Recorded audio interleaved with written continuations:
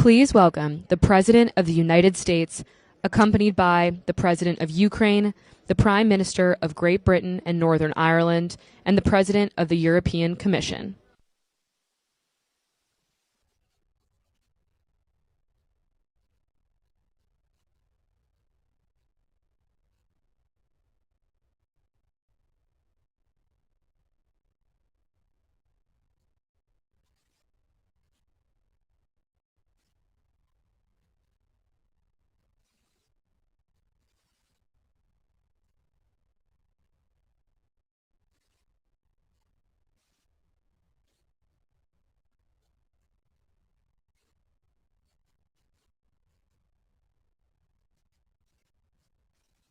Your Excellencies, please take your seats. The speaking program will begin momentarily.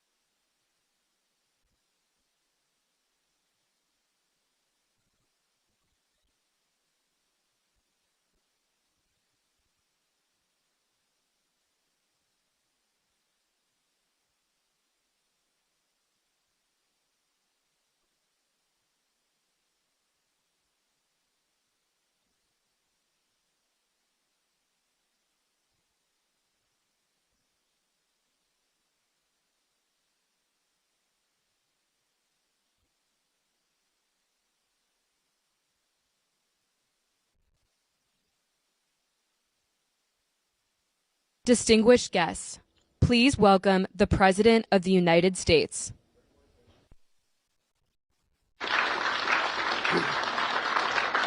Thank you. Welcome to Washington. Fellow leaders, friends, for 944 days, Putin has waged his vicious onslaught against Ukraine.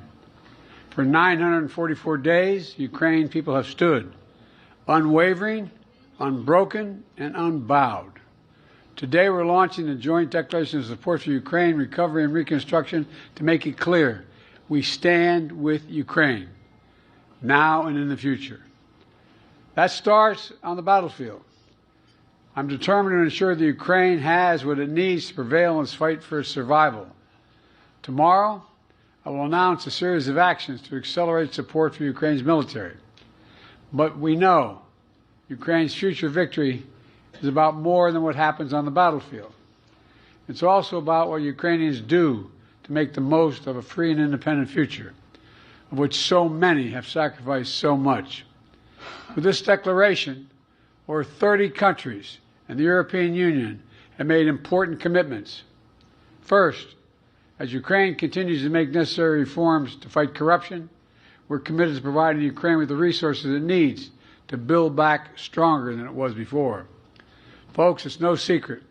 Russian attacks have caused significant damage to Ukraine. And less well known is the story of Ukraine's economic resilience. Ukraine's GDP is stable and actually growing. Ukraine's defense industry, forged in the fire, is 6 times larger than it was a year ago. And Ukraine is now exporting almost as much grain as it did before the war, feeding people and the world once again. Ukraine's economy is resilient, and together we can help Ukraine go from economic resilience to economic revival. Second, We commit to hold Russia accountable for the damage it has caused. This builds on a historic effort by the G7. Back in 2022, 2 days after Russia's invasion, members of the G7 and the EU worked together to freeze $280 billion in Russian central bank funds outside of Russia. This summer, at the G7, the United States and our partners reached a decision to unlock $50 billion from the proceeds of those frozen assets to put that money to work for Ukraine as it rebuilds and recovers its economy. Today, we reaffirm that with all our respective countries and legal systems, Russia's sovereign assets will be immobilized until Russia ends its aggression and pays for the damage it's caused. Finally, we're committed to coordinate closely through efforts like the Ukraine donor platform so we can make sure that each dollar goes as far as possible, reinforcing one another instead of duplicating work. Let me close with this. This war has shown the Ukrainians can do anything they set their minds to. Today, we show the Ukrainians you're not alone. You're not alone in this fight. You're not alone in the reconstruction that comes after. Ukrainian people have fought and died to win a future of freedom and independence. Mr. President, we all stand by your side to help Ukraine make the most of it. Thank you all very much.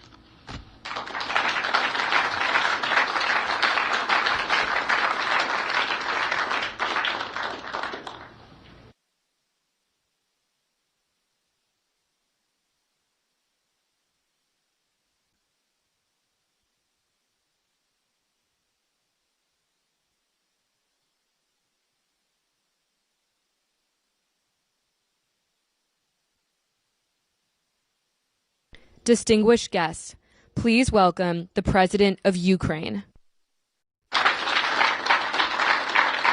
Thank you so much, dear President Biden, dear leaders, dear our friends. I'm grateful to all of you for your unity in protecting lives. We previously gathered at the NATO summit in Vilnius to strengthen our defense cooperation. We do value the G7 Security Declaration and the 26 bilateral security agreements, which fortify us all. And now more than 30 countries and the EU have agreed to the declaration, truly strong declaration focused on rebuilding Ukraine after the hostilities. This is a shared commitment to help rebuild Ukraine and support our path to the EU. It involves coordinating recovery efforts through the Ukrainian donor platform, ensuring that our joint ideas become a reality. And it's crucial that this support becomes tangible this year. That's why additional financing resources are planned by the end of the year, with access to 50 billion in immobilized assets from the aggressor state, Russia, which brought this war upon us. This reflects our shared vision of life. We protect people, and we ensure that people have the opportunities to live.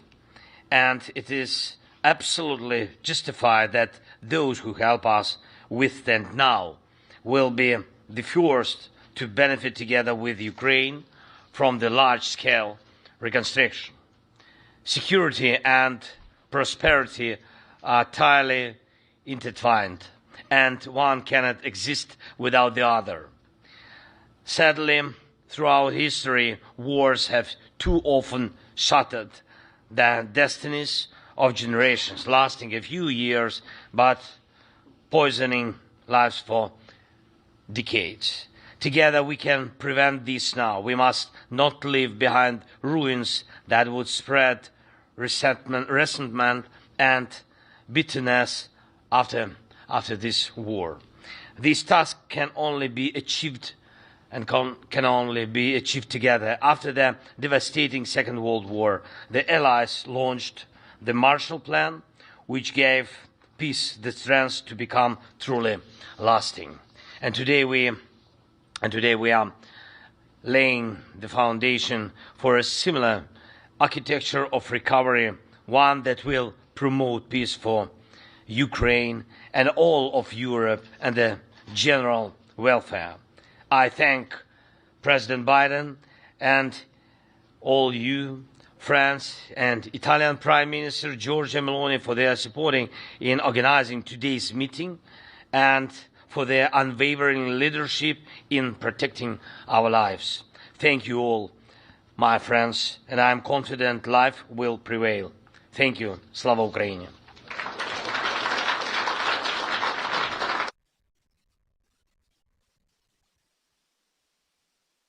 Distinguished guests, please welcome the President of the European Commission.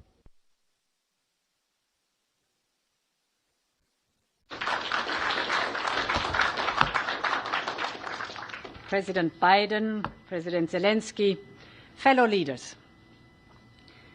In a few weeks, the world will mark 1,000 days of Russia's full-scale invasion. So many innocent people have been killed.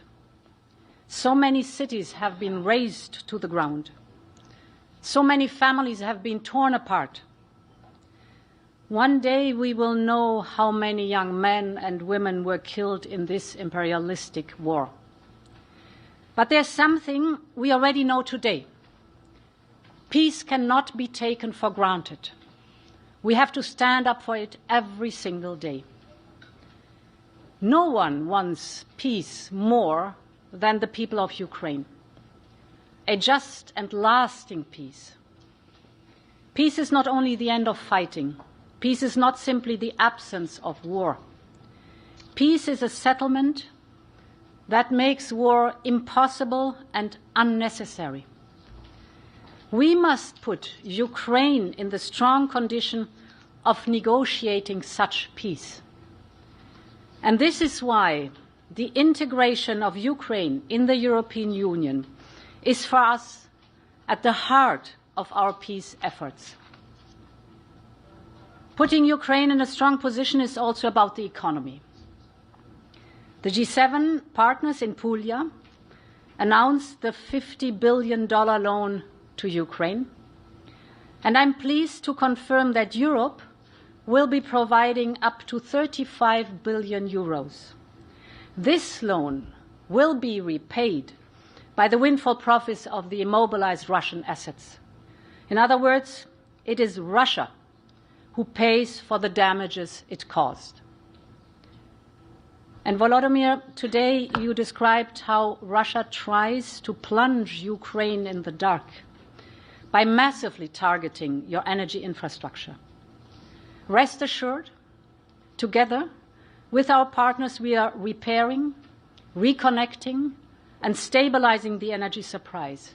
There is light for Ukraine. And allow me to share a last thought with you. We can never match the sacrifices the Ukrainian people are making every day to stay free and independent. But what we can do, stand by their side and build a common future. 5 days ago, I was in Kyiv and saw several startups, and it was really touching.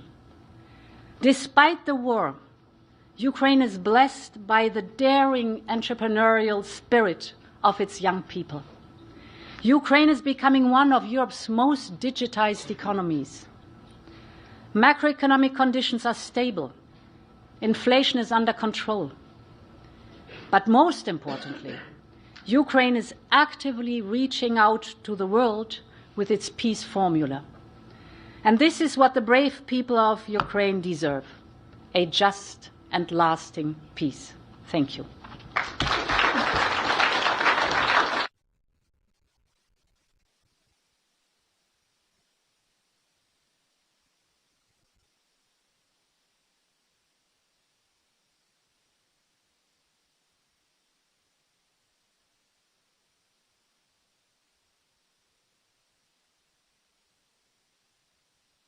Distinguished guests, please welcome the Prime Minister of Great Britain and Northern Ireland.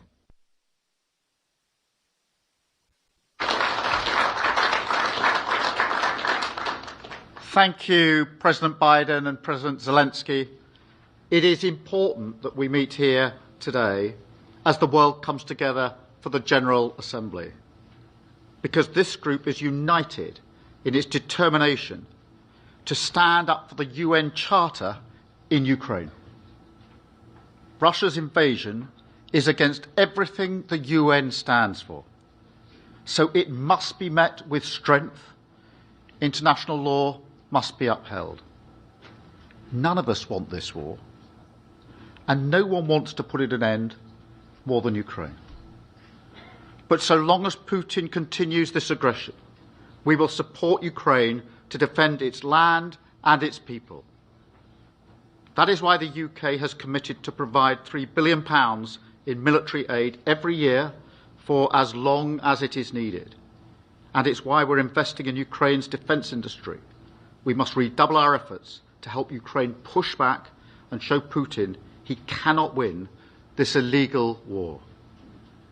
At the Swiss Peace Summit this year, 89 countries came together to say that Ukraine's right to territorial integrity must be the basis of any sustainable peace settlement, and that has to be our starting point.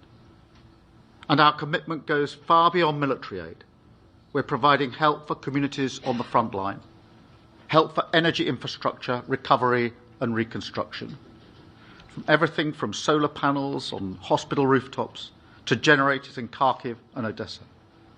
We will deploy over £480 million of loan agreements for the World Bank lending before the end of the year to support the economy and vital public services, keeping schools and hospitals open. We're working also with the G7 to deliver that additional $50 billion from the profits generated by frozen Russian assets, because Russia must pay for Ukraine's recovery.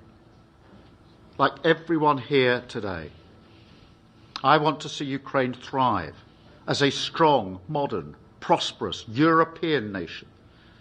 And so I say again, we're in this for the long haul.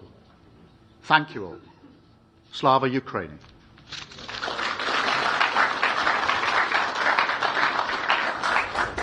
Distinguished guests, this concludes the in-person speaking. The virtual program will begin shortly.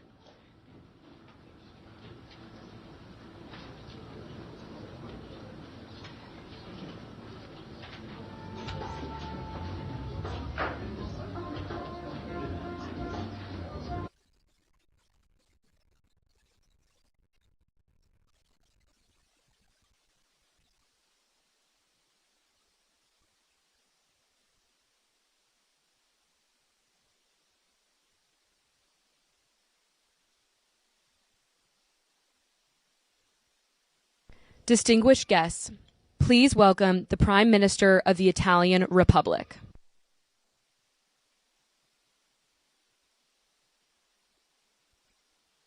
Dear Volodymyr,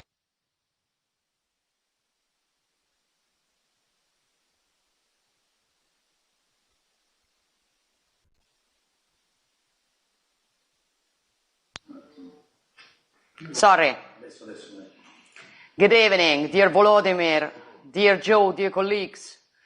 For 943 days, the Ukrainian people has been reminding us of what it means to believe in and fight for their own freedom.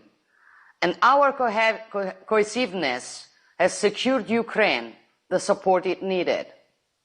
This is a value to be protected if we want to restore peace in the heart of Europe. We have all done our own part, both at bilateral and multilateral level, and it is now necessary to increasingly systemize our efforts. The joint declaration adopted today, promoted by Italy as G7 presidency and joined by many, pushes this very direction. We as Italy signed the security agreement and adopted up to the 9th package of military aid. We have focused on air defense and are now going to deliver the second SAMP-T battery. This is net of the support Italy continues to provide across the board, including the protection of infrastructures, not least our contribution to restoring energy production capacity following the destruction of the Nova Kakhovka dam. And as G7 presidency, we will continue to work to implement the agreement on the use of interests from frozen Russian assets in Europe as a collateral for a 50 billion loan. Looking to the future of Ukraine also means thinking about reconstruction, which must be supported jointly with international financial institutions and the private sector. We intend to do our part, hosting the Ukraine Recovery Conference in 2025. So, dear Volodymyr, we will continue to be by your side for as long as it is necessary. Our objective lies in putting an end to this war and helping Ukraine along its path towards a future of peace, freedom and prosperity. So, as always, you can count on us. Thank you.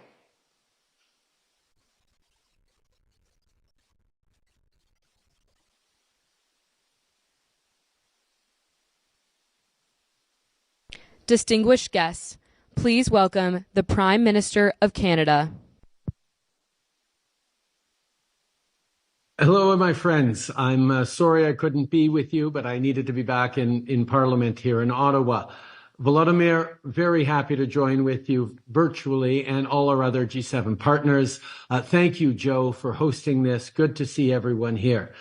Canadian support for Ukraine is unwavering, as is the support of the G7.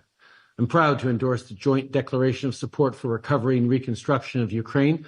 I want to make 4 brief points today.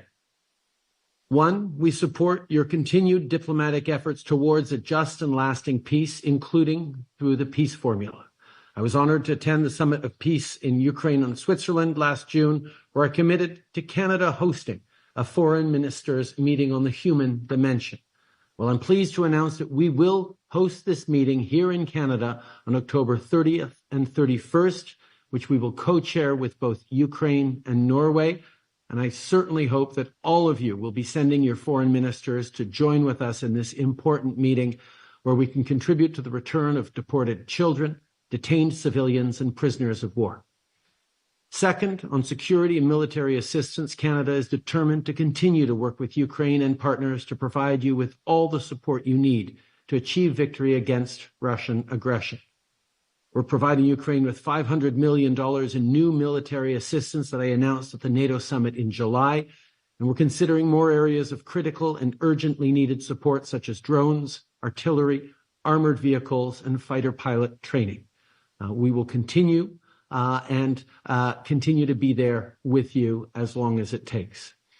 On financing, the G7 under Georgia's leadership came together with a pledge in Apulia to make $50 billion in funding available to Ukraine through the extraordinary revenue acceleration loans, and we're putting those political commitments into action. As I announced in June, Canada stands ready to contribute up to $5 billion towards this initiative, and we'll continue to work with our G7 counterparts to put the mechanism for this funding in place by the end of the year.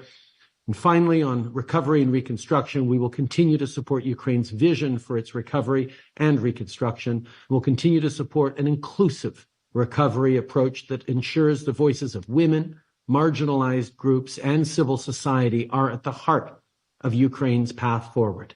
Given the scale of investment required, leveraging public and donor funding will also be necessary to mobilize significant private investment and maximize available financing. As Canada takes on from the tremendous leadership that Georgia showed at the G7 this year, we take on the G7 presidency next year, and we will continue to make sure we are all delivering on our commitments to support Ukraine in its long-term self-defense, resilience, and reconstruction needs. We will stand with you with everything it takes until you win this war. Slava Ukraini.